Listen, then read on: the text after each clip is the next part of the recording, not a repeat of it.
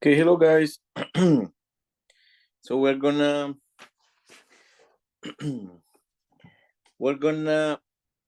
in this video, we're gonna prove something very important. We're gonna prove that any open ball is an open set. Okay. So last time we proved that in the previous video we proved that for any metric space, right? These sets are open. The empty set, the whole space, the union open set is open, and the final intersection open set is open. But maybe I think we probably should start this way, okay? And it's this proposition. So before doing that one, maybe I should do this one instead first. But both are very important. So this proposition says in any metric space,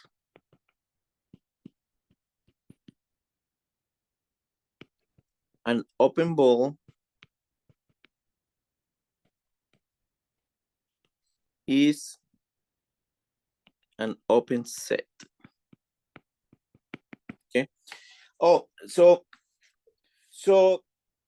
I also want to mention some words about topology. Okay. So maybe topology sounds like, in case you haven't ever seen topology, it sounds weird, but something that helps you to understand why we care about topology is the relation of topology and geometry, for example. So let me say some motivation ideas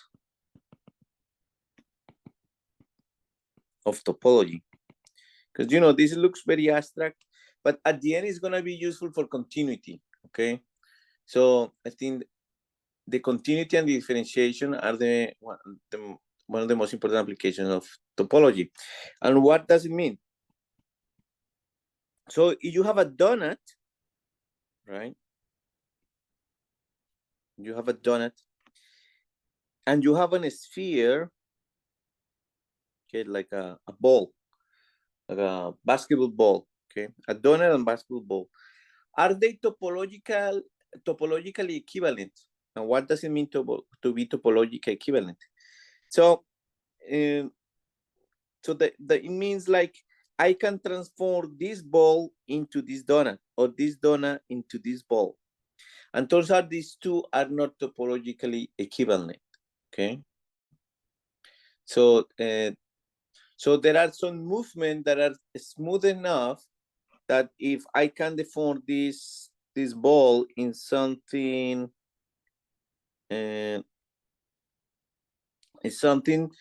I can do some transformation like a squeezing or something that make this topologically equivalent to this one. But these two are not, because this one has a hole. So this one is probably equivalent to a coffee mug. I don't remember. I think this. I don't remember. Honestly, I don't remember. But those are kind of weird ideas of topology. Okay, so how to make, but the main application of topology is general relativity. Albert Einstein ideas of the space, the conception of the space. Okay, so when you work it's called differential geometry. So Albert Einstein was in a conference, and then he saw these mathematical concepts of differential geometry, something like this, right? Like donuts, and then you had to do the mathematics, the calculus for, let's say, for a donut. Okay, so what you do, you make transformations of the donut into, let's say, R2. Okay, so you start transforming these little pieces into pieces over here. Okay, and then you try to glue all of them together. And then you study, for example, how wind moves around this surface of this donut, right? Transferring concepts of differentiation over here. So what is differentiation over here? A function that is applied to this donut that is differentiable, what does it mean?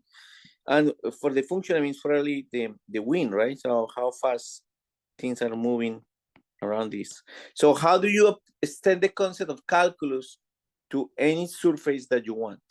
So that's kind of the main applications of topology, is differential geometry, and is applied in dynamical systems. So for example, there are calculations. You know, I remember I was when I visited a professor in Spain, and they were double checking the calculations because no, I don't remember what is the name over there, but it's not NASA. It's the analogous to NASA in Europe, and they were sending the calculation of sending a rocket to space. Okay, so they were doing the calculations by hand, because today there are computers. They do all the calculations of these transformations and trying to find them, but they were doing it by hand because they need to make sure, because there are billions of dollars, right, that cost. So behind of this very general relativity, space traveling, let's put it like that, like going to the moon, is this all fancy mathematics. So let me see if I can find in Wikipedia. Let's see how difficult it is to find something in Wikipedia about related to this. So if we look, let's look for, let's say special relativity. I think there will be too much physics here. Let's see if we find some concepts we can connect. And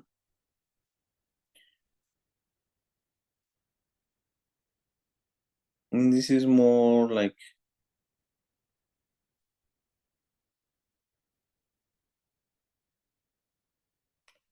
this is more, no.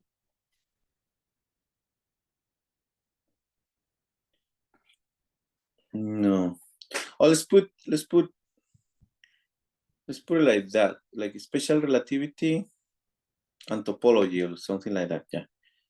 Or general relativity, not special, general relativity and topology.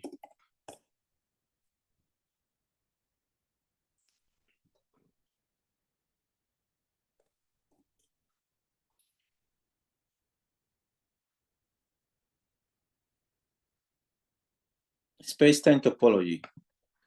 So that's kind of, as with a manifold, space-time process and natural manifold topology, here the open sets are the image of the open sets in R4. Okay, this is kind of, you see, so the space-time topology. So space-time topology is the topological structure of a space-time, a topic studied primarily in general relativity. This physical theory models gravitation as the curvature of a four-dimensional Lorentz manifold, and the concept of topology that's become important in analyzing local as well as global aspects of space-time. This study of space-time topology is especially important in physical cosmology. Okay, so let's click topology here. And there is like, this is topology. We are doing topology coming from metric spaces. So here is the Möbius strips. Let's see, they're talking about spheres, torus, claim battle. So let's see. And look at this. This is analogous to what we're doing. You see, this is both the entity set and the space set are elements of the topology. So these are more abstract topology, not necessarily coming from metric spaces. So I only doing metric spaces because we have the concept of distance. The concept of distance. In general topology, you don't need the concept of distance. Okay, so that's what I'm doing it this way. And the union, look at this, the union of elements of a topology is an element of the topology. That's what we prove. The union of open set is an open set. And the intersection of finitely many elements of topology is an element of the topology, you see? And then continuous functional homomorphism, that's what we will do, something like that. And look, you see, that's what I was saying. This is the donut can be transformed into a continuous deformation, a type of homomorphism of a mug into a donut. And the sphere can be transformed into a nice cow, like ceramic, right? So look at, this is the transformation. This is the donut, one transformation, another transformation, another transformation, another transformation, another transformation, another transformation. This is a continuous transformation can turn a coffee mug into a donut, ceramic model by Kim Kran. Okay, you see? So let's read this. A function or math from a topological space to another. So these are functions from topological spaces. Our current functions, the function from calculus 1 is that is a transformation from a line to another line. And the topology are the open sets, the open intervals. Okay, but here is saying it's more. You can get the donut, put a topology into the donut, and put the mug with a topology, and you can transform the one into the other one. Okay. And so topics manifolds. So these are manifolds. Okay. The mug of this, any shape that you want with some topology is a manifold. Then you have algebraic topology, geometric topology, biology. So application physics, quantum field theory, robotics, games and puzzles. So so topology is as you see over here, where we were reading here, in physical cosmology. So it's you know, the expansion of the universe. Okay, so I have a friend, he works in differential geometry, and then he proved that the dimension of the space must be 11, something like that, you know. So all these ideas, crazy idea, this is, you know, topology, Big Bang Theory. Look at that. So topology, the applications are just enormous. Okay, it's just big area of mathematics, very hard, very beautiful. Okay, so I want to make that little tour for you, because, you know, I like to make proofs, you know, but I want to give you also where are we going? What is the purpose of all this? You know, I want to teach you abstract mathematics, without telling you that this is good for something, you know, or what is going on, and what is the state of art of these concepts. And, you know, so I want to say this, like regular calculus, you have a real line, and the topology is the open sets, and you have another real line, and you have a topology also the open sets. So when you have a function from this topological space to another topological space, let's say like f of x equals x squared, look at what is happening. So you have a line because this is your domain, right? What is the function doing? X squared is I mean, look at what it's doing to my line. It's making it a curve. Okay. So you see, a continuous function is a deformation of the line. So it's like somebody could put hands on this, and turn it into this, okay? That's a function, right? That's the function from one topological space to another topological space. But you can have another one. So you can have the line with this with the open sets, the topology, and the other one, and then let's do f of x equals x cubed. So what it's doing is taking this line and transform it in something like this. Okay. And more interesting than that. So it's just, here you see the beauty. Topology help you to understand the beauty of many things. For example, look at this. This is a beauty. Is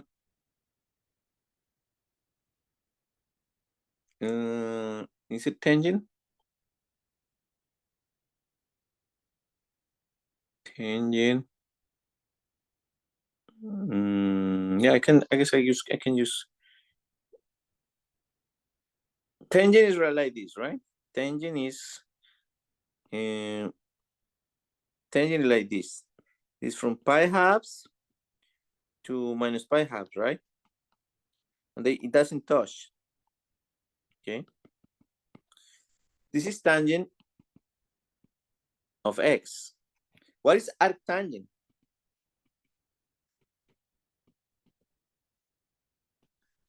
Arctangent then is like this, right? So arctangent goes like this. And this is pi halves, and this is minus pi halves. So this is beautiful. Tell me, what is this beautiful? What do you think this is beautiful? This is absolutely beautiful. Why? I'm going to tell you why I think this is beautiful. Because it's telling me that in the infinite line, there are as much many points as between minus pi halves and pi halves. So it's this arctangent, right? It's a function from the topology of the real space with this topology, the real line. But it's telling me this function arctangent is sending all this into pi halves and minus pi halves.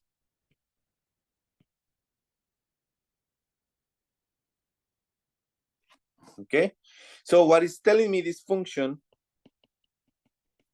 is that there are as many points in the whole real line as many points between pi halves and minus pi halves. Why? Because, you know, this is one-to-one. This is a one-to-one function. And I even know the inverse. The inverse is tangent. So this is kind of topology. Topology help us to understand things, see things in a totally different way.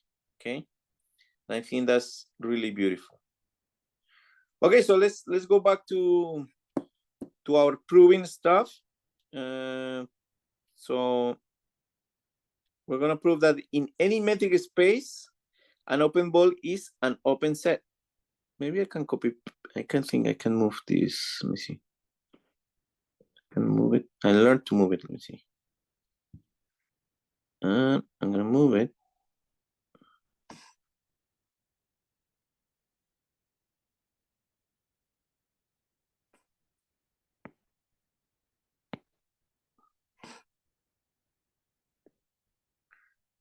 Okay, let me move it here.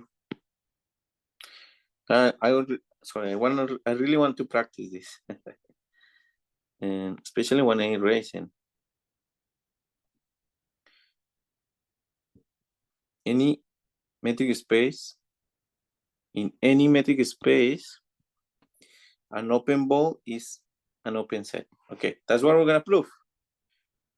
Okay, so this is really good proof, guys. This is one of those proofs. And let me make sure I'm sharing my screen and all that, because I'm not seeing myself in the screen. Okay, so this is one of really beautiful proofs. I encourage you to stop the video and try to prove it yourself. Okay, this is one of those proofs that even if you don't get it, if you don't do it, you'll be close to do it, and you'll see, oh wow. And I did this exercise. I tried to prove it myself, and I proved it, but I was not convinced because it looked too simple, and it's because the circles are beautiful. So I'm gonna do the proof, but I confess that I had to check the book, because after I did the proof, I said, it looks like I'm missing cases, but no, this is the beauty of a ball. Okay, that's what the balls are the center, we call it in other kind of presentation, we call it the basis of the topology. Okay, so the open says the balls have a base. The balls are the basis of the open set. Okay, and that's a different presentation, and I kind of like it better, but since we don't have too much time, I just want to connect analysis with topology. Okay, so in any metric space, an open ball is an open set. So the proof, so let XD a metric space.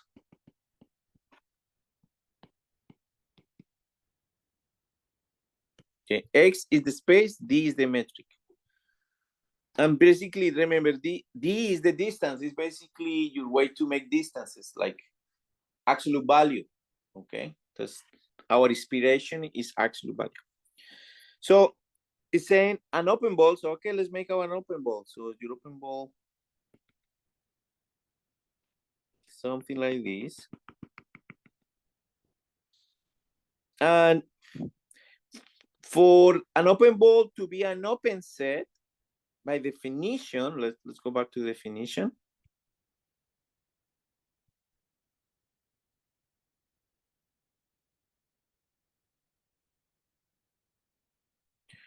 Definition, it says a subset S of a metric space X is open if for each point on the ball, or on S in this case, but we are talking about the ball for us, the open set contains an open ball of center P. So I need to find an open ball inside of the open ball. Okay, so in other words, I need to choose P, and I need to find a ball inside the other ball that is centered on P. Okay, and remember, we said this is a ball, so this is center, let's call it P0, and let's say this is R. Okay, so we need to find that ball. So question, this is the question for you. What is the radius of this red ball? What should be the radius of this red ball? So you can stop the video, try to work on this 5 to 10 minutes, and then come back to watch the video. So it is this discussion is useful. Otherwise, I'm giving you too much information. I mean, you need to make the effort to do it yourself to understand it. I mean, that's the way I work. I mean, I don't know if, but I think that's the word.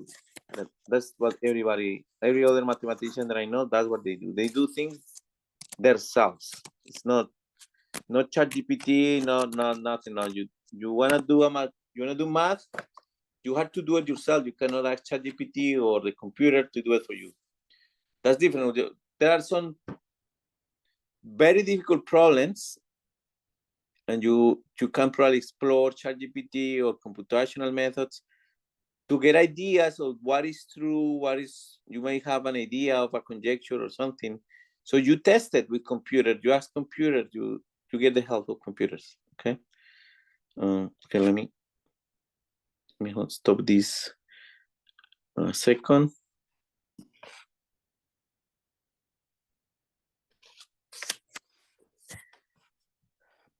Okay, guys, so we have this this ball, right?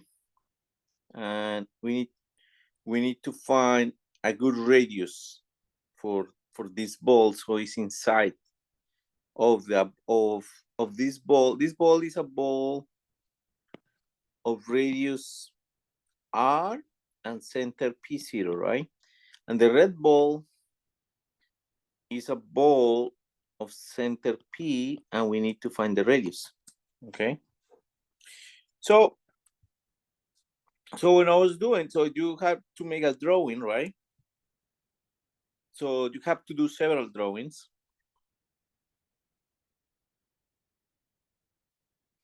So this distance from here to here is r, right?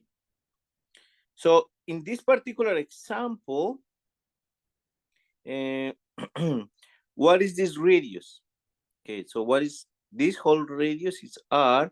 What is the distance from here to here? Okay, that's what we need to think. So that radius is what?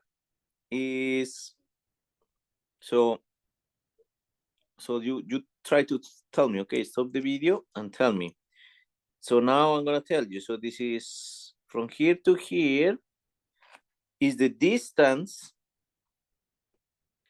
from P0 to P. Okay.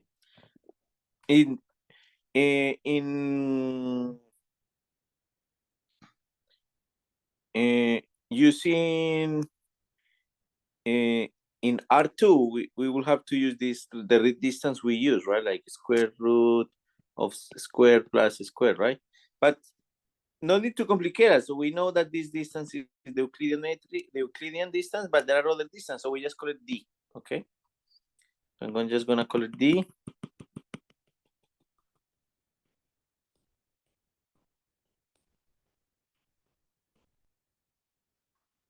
Okay. So this guy over here, this is the distance P0 to P, okay? Therefore, what is this radius? You guys tell me. This radius is what? This radius is gonna be R minus distance from P0 to P. Okay. Now, it could be that the P, there is another, let's say you have your P here. This is P. So what could be the radius now? So we put it here. This is the ball, right? And so it should be like this, right? Because it's open, right? So it should be like this. So what will be the distance here? So again, from here to here, the radius is r because it's a ball. It's a ball. So again, this distance will be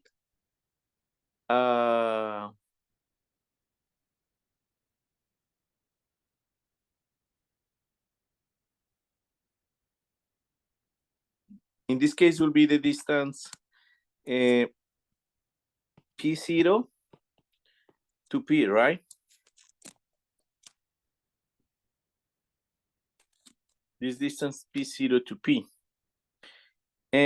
What about if I consider, so that would be this ball over here, right? And that's smaller, okay? So when I was doing it, I will find the minimum distance between this one and this one. But I think there is no need to do that. Okay. And you know, I could do probably my own proof, right? But when I was doing the proof, I noticed I was using really this one. Because this one at the end, with this one was enough. And I saw it on my proof. So I checked the book and I said, oh yeah, that is enough. So why is enough? What is r minus distance P0P? So for the new example, this is this one, right? This is r minus P0P. And look at, if you do center here, look at your ball. Your ball is inside of the ball. Okay? So this is a bigger ball. You could choose this one, or you could choose this one. But, you know, really, you just need this one. So the book is very precise and says, you know, no need to choose a smaller one. This is good enough for both. Okay? And when in the proof, when I was proving, I was using this one too, but I thought, oh, look at this. I'm using this one anyway. So I thought something was wrong with my proof, but it was not. It was just, it's just because this one is good enough. I don't need to use this one. So we're just gonna use this one over here. The r minus distance P0P. Okay. So that's what I'm gonna use.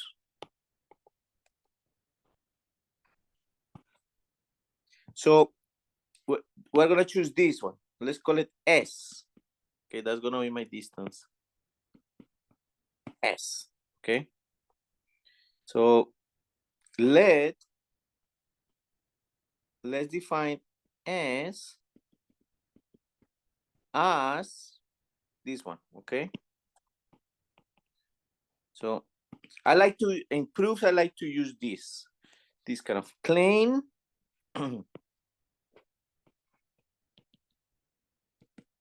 Claim. The ball. So either way, right? So this P or this P, but let's focus in one. So which one you wanna? So either or this one or that one is that two different cases, right? So which one is easier to erase? Let's erase all this.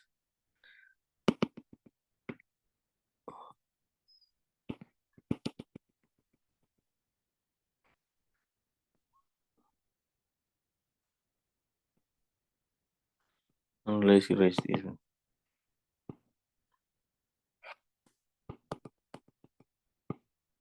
Well, I cannot erase. We have the same problem with this. Anyway, I'm gonna work on this ball, okay?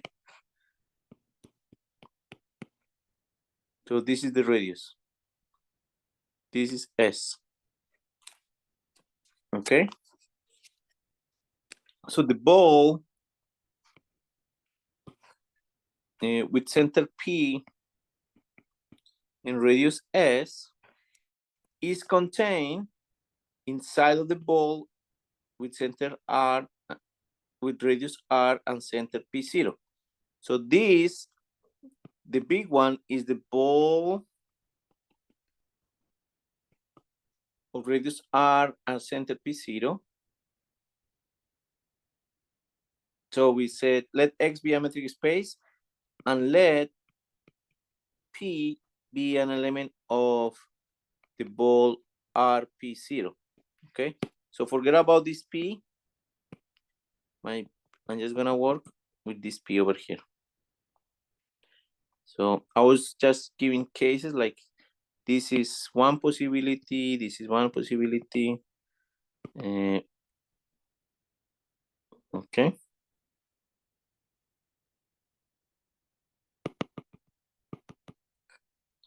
Okay. So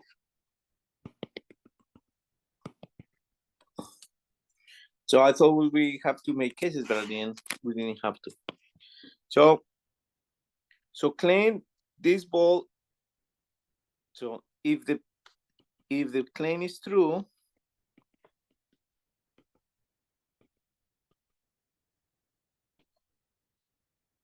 BRP0, my ball, the ball, the open ball is an open set. Since we were able to find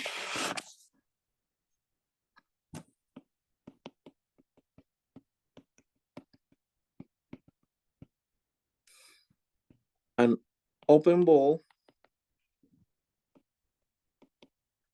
BS of P centered at P and inside of BRP0. Okay, that's the definition of an open ball, an open set.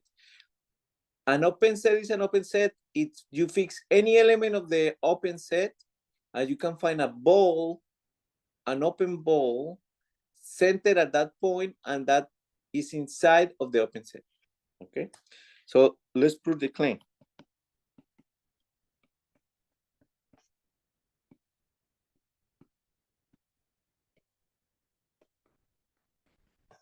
So let X belongs to the open set, open ball.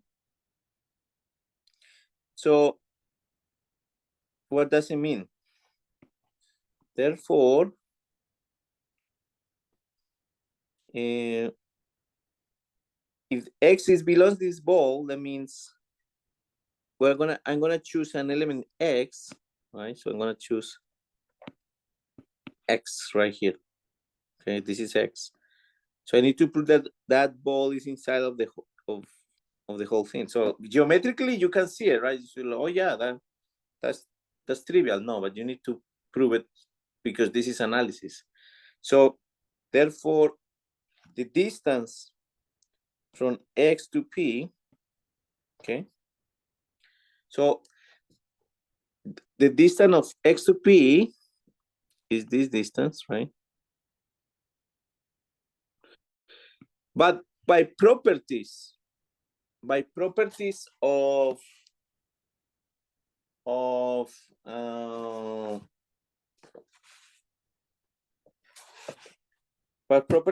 of metric spaces,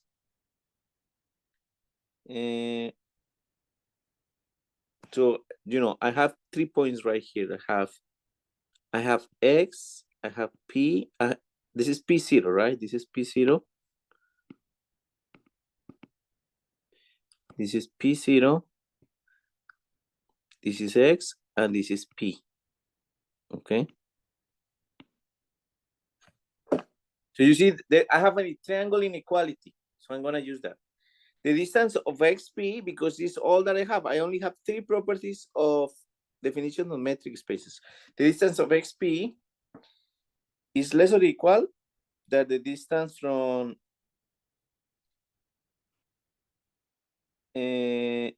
X to P0 and the distance from P0 to P.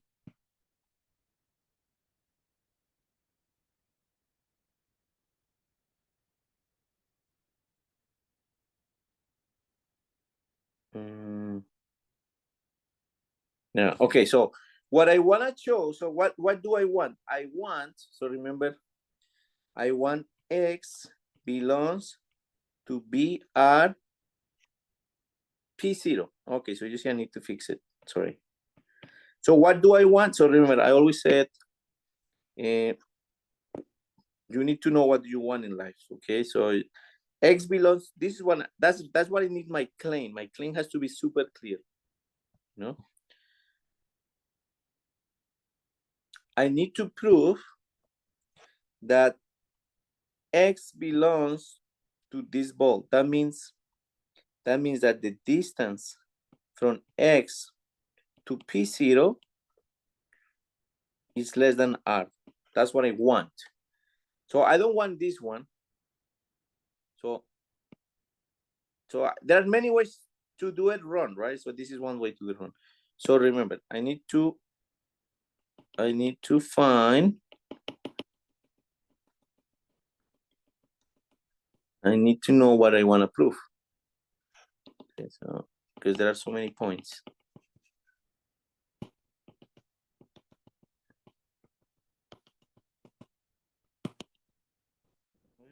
Okay, so this is what I want. So I'm going to start here. So the distance from X to P0. Okay, now I'm going the right way. So the distance from X to P0 is less than the distance from X to P and from P to P0. So this is less than the distance from X to P plus the distance from P to P0. Okay. By properties of a metric. Okay, this is true. This is true. Okay. Now, what is the distance from X to P? What is the distance from P to P0? So the distance from X to P is this one, and that's in white of the red ball, right? But since this is inside the red ball, this distance is less than S, right? So this distance is inside of the ball. So that distance is less than S. So this, so no, this distance, the distance from X to P, so I have the ball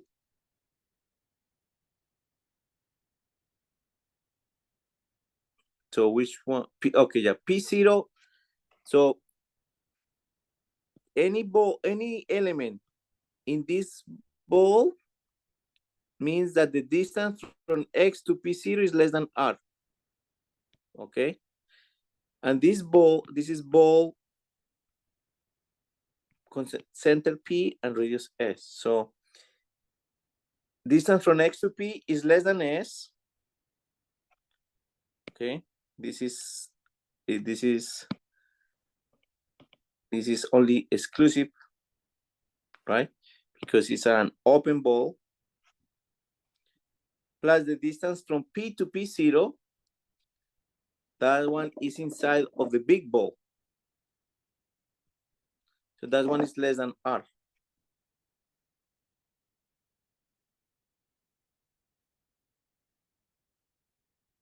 Okay. But we said that S is R minus distance from P0 to P.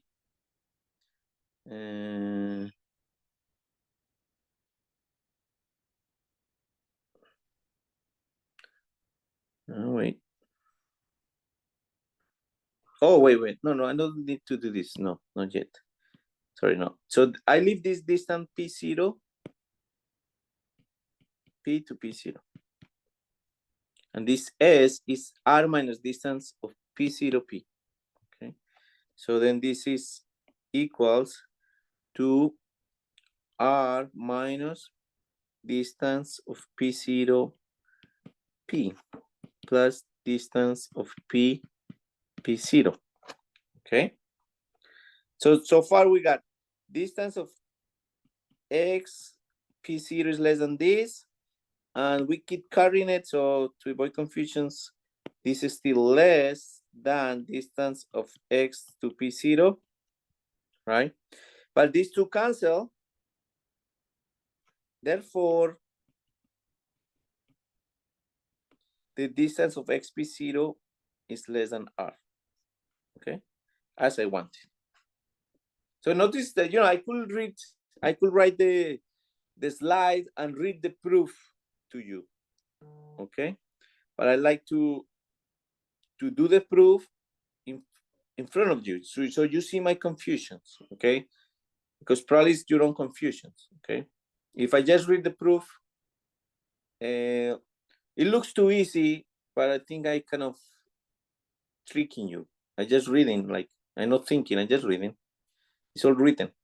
But here I cannot I'm showing you the process. And where could be confusion, because there are several ways to do it. Okay, so it's easy to get confused with the 3 points. But how do you get out of there? You see what you want. This is what you want. Okay, good. So that's the end of this proof. So I think we can leave the video here.